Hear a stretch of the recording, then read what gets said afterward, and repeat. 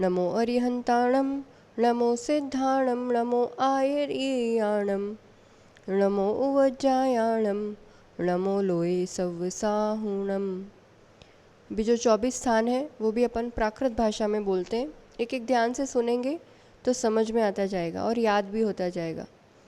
गई इंदिय चकाए जोगे वेदे कसायणाणेय संजम दंसन लेसा भव्य सम्मत सन्नि आहारे गुण जीवा पज्जति पाणा सन्नाय मग्गणा ओय उ ओ गोव्य कंसो बीसम तु परुवणा भणिया जाणाव्य पच्चाव्य जाय कुल कोड़ी संजुआ सव्वे गणहाति एण भणिया कमेण 24 ठाणाणी।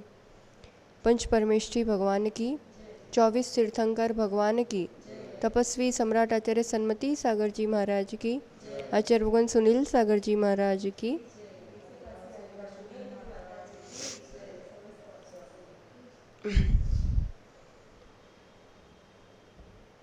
बार की बात है, एक व्यक्ति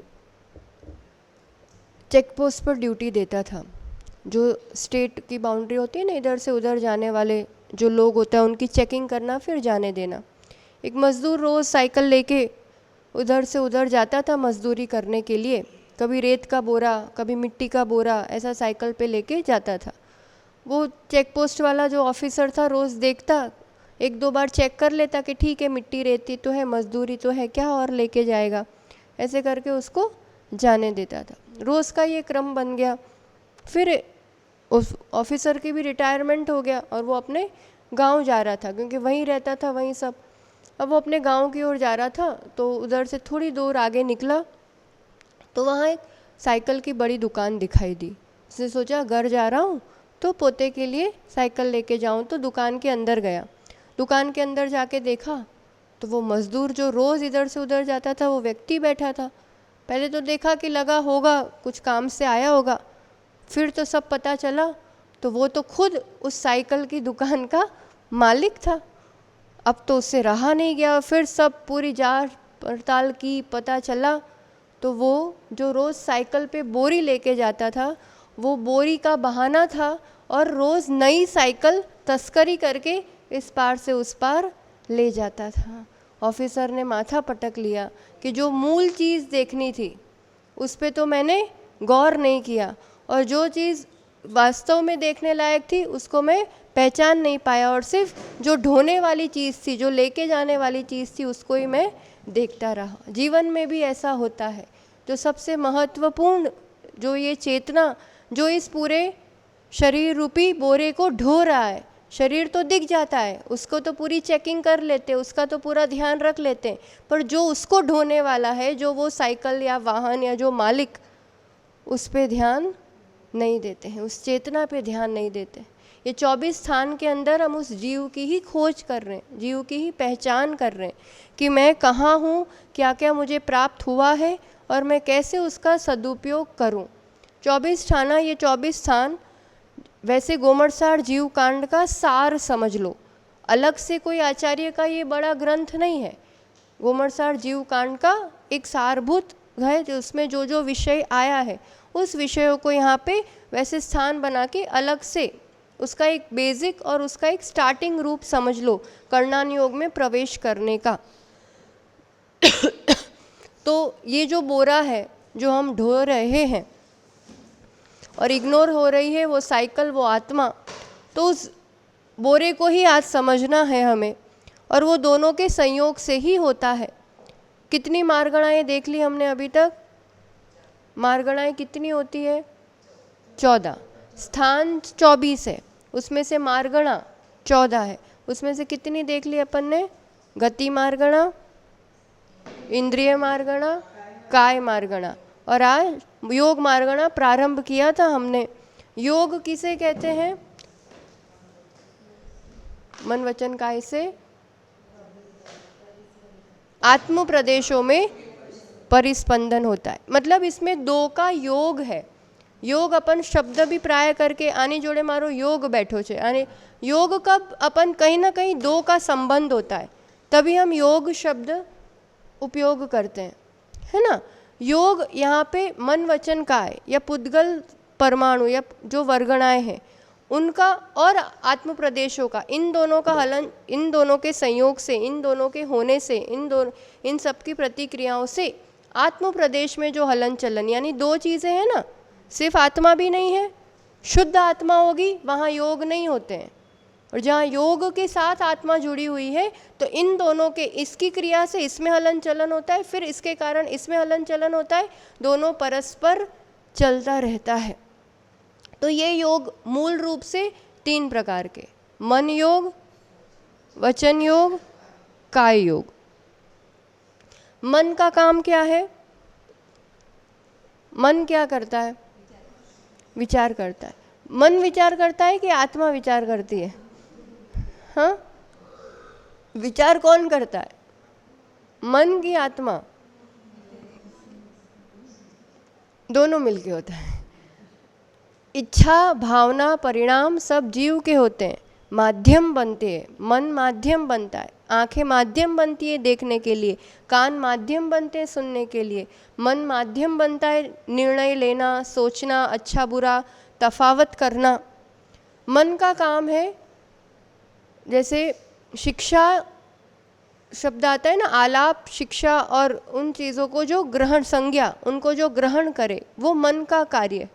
मन के कारण शिक्षाएं, मन क्या करता है? शिक्षा, ट्रेनिंग दे सकते हैं आप ऐसे व्यक्ति को जिनके पास मन है। प्राणियों को भी देते हैं ना, इंसानों को भी, जिनके पास मन नहीं है उनको शिक्षा नहीं दे सकते आप कि ऐसे उठो, ऐसे बैठो, ये करो, वो करो। वो मन सीखता है और मन के माध्यम से होता है।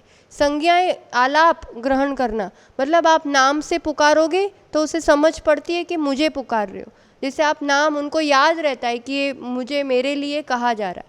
कुत्ते के भी नाम होते हैं, गाय के भी नाम होते हैं, इंसान के तो होते ही हैं, नाम रखते हैं। आप चींटी को, मक्खी को नाम से बुलाओ उनको समझ में आएगा। मन नहीं है। मन का काम निर्णय करना, मन का काम संज्ञा, जोड़ करना। ओ ये तो वही जगह है, ओ ये तो यही लोग हैं, वो ये तो यही है। पहले कुछ देखा, फिर उसको आगे जब पुनः देखते हैं तो उसे जोड़ करते हैं। हम बच्चों को सिखाते हैं this is water, this is hand, फिर वो वैसी चीज़ देखते हैं तो तुरंत बताते हैं हाँ हाँ ये तो पानी है, ये हाथ है। बच्चों को सिखा सकते हैं। अब चींटी यहाँ से वहाँ जा रही होगी, पानी है, पानी का स्पर्श होगा तो वो मुड़ जाएगी। अगर गहरा पानी नहीं है, थोड़ा सा स्पर्श हुआ, अग्नि है मान लो, वो जाएगी, उसको गरम लगेगा, तो स्पर्शन इंद्रिय से उसे गरम लगा, ठीक नहीं लगा, तो वो क्या करती है? मुड़ जाती है। पर वो वापस तुरंत वहाँ आ सकती है। उसे ये याद नहीं रहता है कि मैं यहाँ गई थी तो मुझे गरम लगा तो अब मुझे नहीं जाना है। और वही कुत्ता होगा तो हम, बच्चा होगा, छोटा बच्चा, एक बार जल जाए दोबारा हाथ नहीं, एक बार कर ही ले, एक बार तू એટલે તને खबर पड़े, अपन कहते हैं ना एक बार कि जिद करते हैं बहुत। तो ये चीज़ है, मन से निर्णय, मन से संज्ञा, जोड़ रूप ज्ञान, ये मन करता है। तो मन योग। अब ये मन जो है, पुद्गल की भी उसकी रचना है। हम मन कहाँ रहता है, कहाँ होता है मन? जैसे हाथ ये है, शरीर आप ये लो, आंखें यहाँ है, कान यहाँ है, मन कहाँ होता है? अनियत स्थान नहीं है, हृदय स्थान है। उसका आँख 8 पंखुड़ियों के कमल जैसा आकार होता है। पुद्गल की भी तो रचना होती है, तो वो मन पुद्गल रूप से, जैसे कमल होता है ना 8 पंखुड़ी वाला कमल, वैसा इस टाइप से उसका शेप होता है और इस टाइप से उसकी रचना होती है। और फिर भाव मन, यानी वो ज्ञान का जितना क्षोभक्षम है, जितनी इंद्रियों से वो जान सकता है, जैसा वो पकड़ सकता है, उसकी जो शक्ति है ज्ञान की, ज्ञानावरण कर्म के हिसाब से, तो उससे वो भाव मन काम करता है और वो वैसे वो याद रख पाता है, वैसे वो काम कर पाता है। तो ये द्रव्य रूप से, पुद्गल रूप से भी 8 पंखुड़ियों की रचना और भाव रूप से। तो अब ये जो मन यानी विचार है, वो चेतन है कि अचेतन है? जो हम बोलते हैं शब्द, शब्द जीव है कि अजीव है, चेतन है कि अचेतन है? बताओ बेटा। शब्द में जान है, जो शब्द हम बोलते हैं उसमें जान है, जीव है? शब्द में नहीं है ना। शब्द क्या है? पुद्गल है। अचेतन है। वचन योग, वचन अपने आप में क्या है? पुद्गल है। मन भी पुद्गल है, वचन भी पुद्गल है, और काय शरीर वो भी पुद्गल है। तो अब जैसे बहुत सारी वैरायटी है संसार में। कुछ चीज़ें प्लास्टिक है, प्लास्टिक वाली जो चीज़ें होंगी उससे प्लास्टिक की चीज़ बनेगी। कुछ कागज़ रूप है, उस टाइप की चीज़ें होगी, वही कागज़ रूप बन पाएगी। अब प्लास्टिक को कागज़ नहीं कर सकते, है ना। लकड़ी है, लकड़ी वो वाला मटेरियल का अंतर होता है, उसकी अपनी जो क्षमताएं हैं, उसका अपना जो गुणवत्ता है वो अलग अलग होती है ना। ऐसे पुद्गल में, संसार में बहुत सारी अलग अलग टाइप्स होती है। उसे वर्गणा कहते हैं। क्या कहते हैं? वर्गणा। वर्गणा शब्द मतलब एक ग्रुप, एक समूह। कैसा समूह? जिसमें एक टाइप की शक्ति हो, एक टाइप के गुण हो। जैसे प्लास्टिक एक टाइप हुआ, लकड़ी कागज़ एक टाइप हुआ, लकड़ी एक टाइप हुआ, है ना। ऐसे हमें दिखने वाली, नहीं दिखने वाली बहुत सारे टाइप्स की ऐसी वर्गणा, एक प्रकार की शक्ति वाले, एक प्रकार की क्वालिटी वाले ऐसे पुद्गल परमाणुओं का ग्रुप। वर्गणा मतलब ग्रुप। किसका ग्रुप? एक प्रकार की शक्ति और क्वालिटी वाले पुद्गल परमाणुओं का।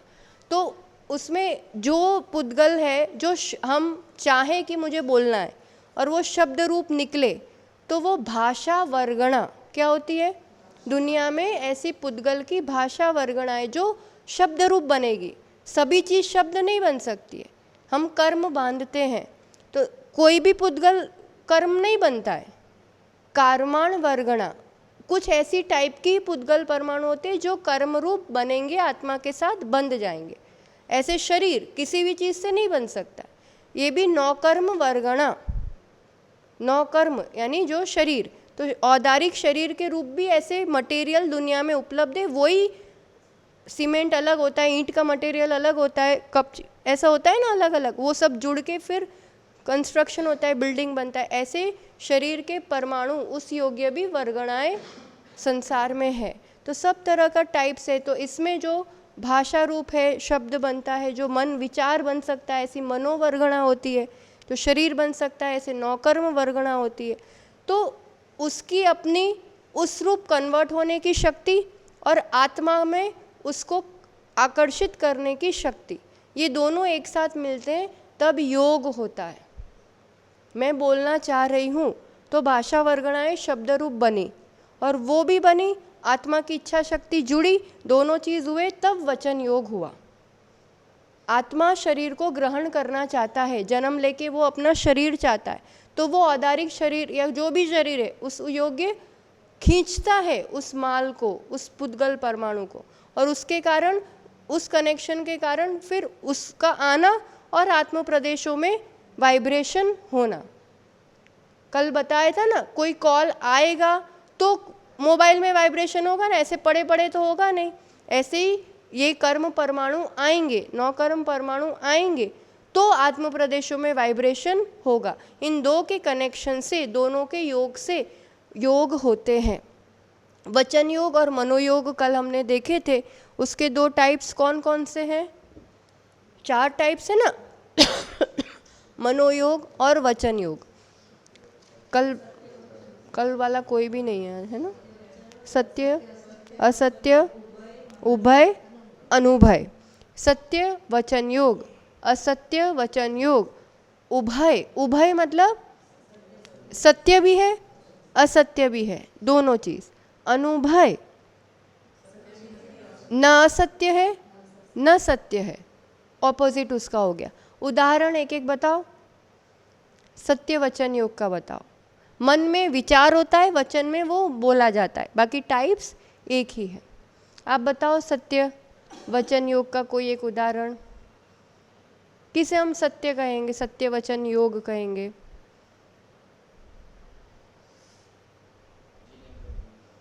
जिनेंद्र भगवान का वचन, सही बात है। सत्य से यहाँ मेरा सच, इनका सच, उनका सच, वो नहीं। जो सम्यक ज्ञान से पुष्ट होने वाली जो वचन है वही सत्य वचन योग में आएगा। जैसे द्रव्य 6 होते हैं, तत्व 7 होते हैं, ये ब्रह्मांड सत्य है, ये जिनेंद्र प्रभु की वाणी में आया हुआ सत्य है। इस रूप से जीव ज्ञान दर्शन स्वरूप है, कुछ भी इस तरह का जो वचन होगा वो सत्य वचन योग में आएगा, है ना। फिर असत्य में आप लोग ऐसे चुप बैठोगे, इतना इतना आसान, रोज दिन रात बोलते हैं हम लोग, कितना बोलते हैं, उसको इस 4 में कैटेगराइज करो तो कहाँ आएगा। हाँ, देवों का अकाल मरण होता है, असत्य हो गया। जो मिथ्यात्व से पुष्ट, राग द्वेष से पुष्ट होने वाले जो भी वचन है सब असत्य में। कभी करना चाहिए, जो भी बोलते हैं ये सत्य में आ रहा है कि असत्य में आ रहा है कि उभय में आ रहा है, किस चीज़ में आ रहा है, अनुभव में, अनुभय में, उसको कैटेगरी में करना चाहिए। सत्य जो सच है, जिनवाणी के अनुरूप है, असत्य जो राग द्वेष से पूरित या मिथ्यात्व से सहित है। मेरे अपने साथ कुछ हुआ तो इसकी वजह से हुआ, या जो भी हम राग द्वेष से पूरित वचन बोलते हैं वो सब असत्य में आएगा। जैसे अभी बताया कि देवों का अकाल मरण होता है, केवली भगवान कवला आहार करते हैं, ये सब मिथ्या। स्त्री को मोक्ष हो सकता है, ये सब क्या हो गया, सत्य भी है। कैसे बताओ। का हर चीज में अपेक्षा लगती है।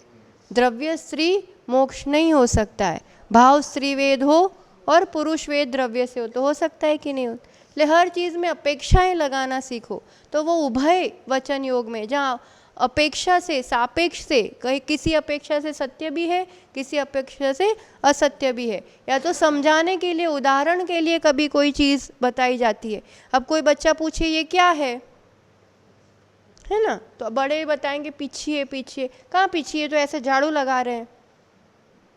मान लो वो ऐसा बोल दे तो क्या कहोगे आप उसको, समझाएंगे, पर वो झूठ भी नहीं है पूरा, और पूरा सच भी नहीं है। उसकी अपेक्षा से वो वैसा समझ रहा है कि ऐसा कर रहे, फिर कहते हैं कि हाँ वो होता मार्जन के लिए है, मोर पंख से, फिर हम सब समझाएंगे। तो किसी चीज़ के बदले किसी चीज़ को जब उदाहरण के रूप में या समझाने के रूप में हम इस रूप से रहते हैं तो वो उभय वचन योग में आ जाता है। उभय, किसी अपेक्षा सत्य भी है, किसी अपेक्षा असत्य भी है, और न सत्य न असत्य। तो जैसे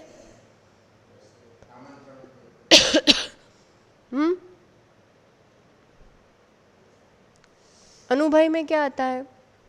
अच्छा, कौन बोलता है अनुभय वचन, ये बताओ।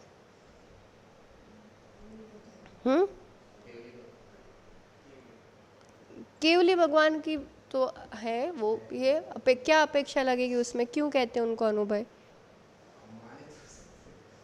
माने तो नहीं, माने तो नहीं, अनुभय इसलिए नहीं कहते, ओमकारमय होती है अनुभय। अनुभय में आप निर्णय नहीं ले पा रहे, आप स्पष्ट नहीं बता पा रहे। जितने भी आप इशारों से बात करोगे, जितने भी आप उस रूप से ए इधर आ, अब वो किसको बोला नहीं समझ में आ रहा है ना। इस टाइप से जो आपने ताली बजा के, चुटकी बजा के, यूं करके, जो भी इशारों से, अब आप बोल नहीं रहे हो एक्चुअल में, पर आप इशारों से कहीं ना कहीं कुछ कहना ही चाह रहे हो, है ना। तो वो चीज़ें जो भी इशारों से और इस रूप से, अब पक्षी बोलते हैं, पशु बोलते हैं, मेंढक ड्राउ ड्राउ, जो भी पक्षी बोल तो वो कौन सी किस में आएगा, सत्य में आएगा, असत्य में आएगा, उभय में आएगा, किस में आएगा, अनुभय में। स्पष्ट नहीं हो पा रहा है वो क्या कहना चाह रहे। तो 2 इंद्रिय से लेकर के जो भी पशु है पंचेंद्रिय तक, उनकी जो भी है वचन योग, वचन योग तो है, कुछ तो आवाज़ करते रहते हैं, आवाज़ करते रहते हैं, तो आत्म प्रदेशों में हलन चलन हो रहा है, पर हमें नहीं पता वो क्या बोल रहे हैं, तो वो अनुभय वचन योग में आता है। सारी पशु पक्षियों की भाषा अनुभय में आएगी। इंसानों में भी जो इशारों से या अनक्लियर बात जो कही जाती है, अनक्षरात्मक, जिसमें अक्षरों का उपयोग नहीं किया है स्पष्ट रूप से, ओए ए, तो वो जो अक्षरों का उपयोग नहीं है वो सब अनुभय में। इसलिए केवली भगवान की ओमकारमय वाणी होती है, वो स्पष्ट एक एक शब्द, एक एक अक्षर नहीं बोलते, इसलिए उनकी वाणी अनुभय वचन योग कही जाती है। बाकी सत्य और अनुभय होती है।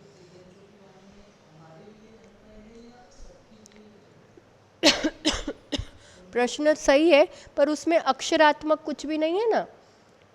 इसलिए वो अनुभव में सबके लिए कही जाएगी। वो आपस में उनकी भावनाओं से और उनके उससे समझ पा रहे, आवाज़ की टाइप से, तेज है स्मॉल है, जो भी, वो उनकी आपस की जाति समझ पा रही है, पर वो अक्षरों से तो नहीं समझ रही है ना।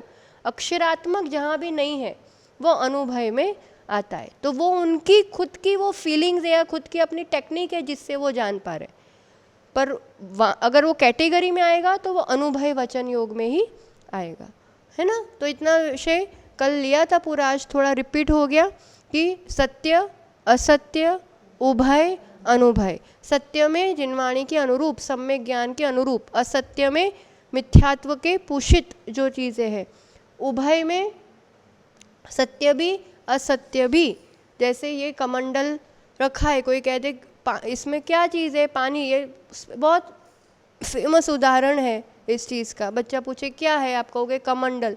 कहाँ कमंडल है, पानी भरने का मटके जैसा है ये तो वो चीज़ समझाने के लिए, ठीक है गलत भी नहीं है, पानी भरने का एक साधन है जिसे हम कमंडल कहते हैं। तो इस रूप से जो वचन होते हैं उभय अनुभय, जो इशारों से अस्पष्ट या अनक्षरात्मक होता है, वो सब अनुभय में। अब आज काय योग का विषय अपन नाम लेते हैं 5 मिनट में, फिर डिटेल में और कल पढ़ेंगे। काय योग, शरीर जो ये आत्मा ने जो ओढ़ के या धारण करके रखा हुआ है, शरीर कितने प्रकार के होते हैं पता है? 5। बहुत बढ़िया। औदारिक शरीर, वैक्रियक शरीर, तेजस शरीर, कारमान शरीर, आहारक शरीर। शरीर કેટલા પ્રકારના બોલો? वैक्रियक, आहारक, तेजस, कारमान। ठीक है, हम सबका जो शरीर है ये औदारिक शरीर कहलाता है। क्या कहलाता है? उदार, जो स्थूल है, जो दिखने में आता है, जिसमें हड्डी मांस मज्जा ऐसे ये चीज़ों से, खून हड्डी और इनसे जो ये धातु उपधातु जो कहते हैं ना 7 धातु होते हैं, उनसे जो बना हुआ है उसका नाम क्या है? औदारिक शरीर। क्या कहते हैं? जितने भी पशु हैं, एनिमल्स, 1 इंद्रिय से 5 इंद्रिय तक, जितने भी मनुष्य हैं, उन सबका नियम से औदारिक शरीर ही होता है। ठीक है, तो ये औदारिक शरीर। वैक्रियक, जो विक्रिया कर सके, जो छोटा बड़ा हो सके, जिससे क्रीड़ाएं कर सके। तो जितने भी देव होते हैं और जो भी नारकी होते हैं, अब हमें दिखते नहीं है तो हमें पता नहीं है वो शरीर कैसा दिखता है, किस टाइप का होता है, पर जिनेंद्र प्रभु की वाणी है और हम श्रद्धा करते हैं कि उनका शरीर ऐसे हड्डी मांस मज्जा से नहीं बना होता है। उनका शरीर कैसा होता है? वैक्रियक। क्या कहा जाता है? वैक्रियक शरीर। कोई भी एक जीव को एक समय में इन दोनों में से एक ही शरीर से योग होता है, या तो औदारिक काय योग होगा या वैक्रियक काय योग होगा। दोनों एक साथ नहीं हो सकते, क्योंकि मनुष्य और तिर्यंश को औदारिक ही होता है और देव और नारकी को वैक्रियक ही होता है। फिर आहारक शरीर, सुना है नाम? क्या होता है? कौन है होए को, किसको होता है? रिद्धिधारी मुनिराज। बहुत बढ़िया। सिर्फ मुनिराजों को, वो भी कभी कभी उनको कहीं इधर से इधर जाना है या उनको कुछ जिज्ञासा है, कुछ डाउट है, अब वो सामने कोई मिल नहीं रहा है कि मैं किससे पूछूं, तो फिर वो विदेश क्षेत्र या वहाँ जहाँ समोशरण है वहाँ तक अब खुद नहीं जा सकते ना, खुद के तो संयम का पालन करना है। तो नदी पार भी नहीं हो सकती, पर्वत पार भी नहीं हो सकते, कैसे जाएंगे वहाँ तक? तो वो ऐसे उनकी विशुद्धि से, उनके ध्यान से ऐसा कर्म का बंद होता।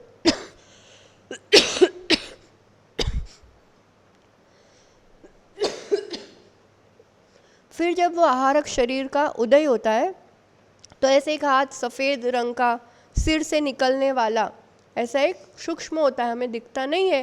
तो मुनिराजों को ऐसा शरीर निकलता है, वहाँ जाता है, जो उनको पूछना होता है कर लेता है, फिर वापस अंतर्मूर्त में वापस आ जाता है। तो कहीं कहीं कभी कभी किसी मुनिराज को अंतर्मूर्त के लिए चीज़ होती है, हमेशा के लिए रहने वाली चीज़ नहीं है। तो वो आहारक शरीर पहुंचेगा। हाँ हाँ, वो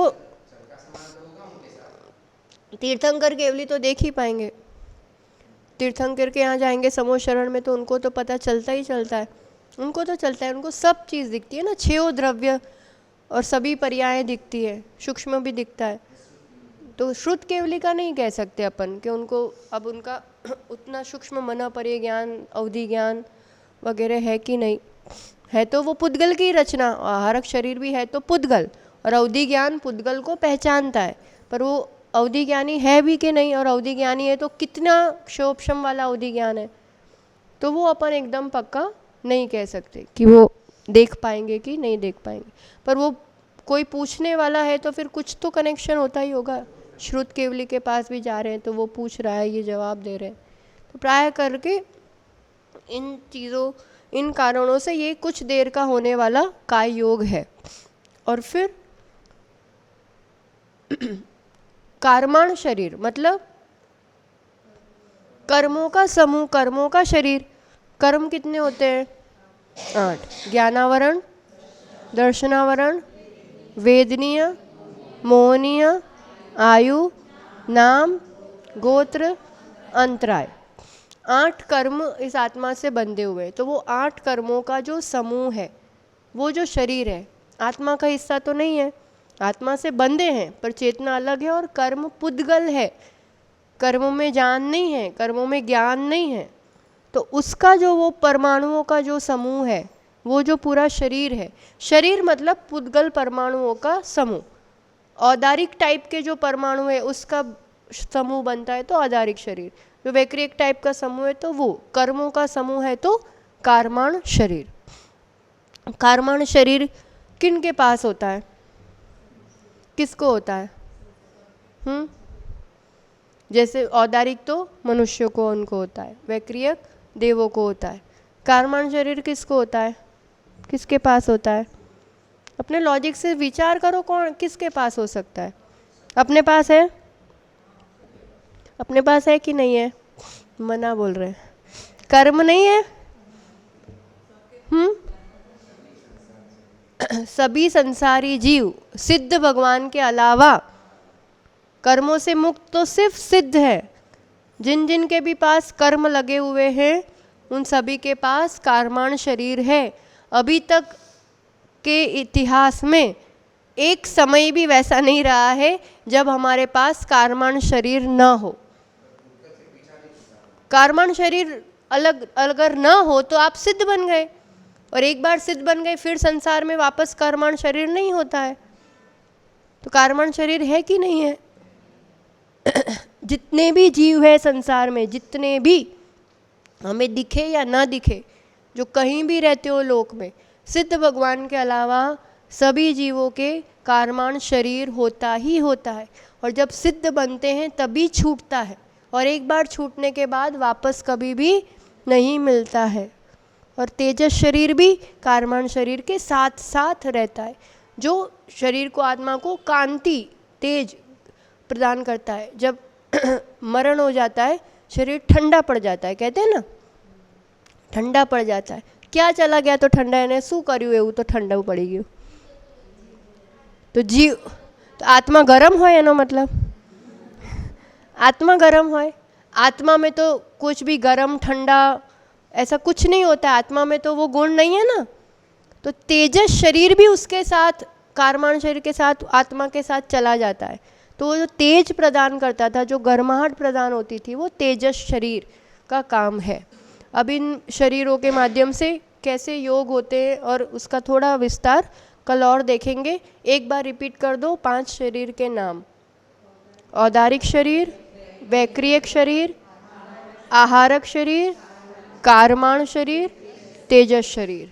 2 शरीर कर्माण और तेजस हमेशा रहते ही रहते हैं साथ।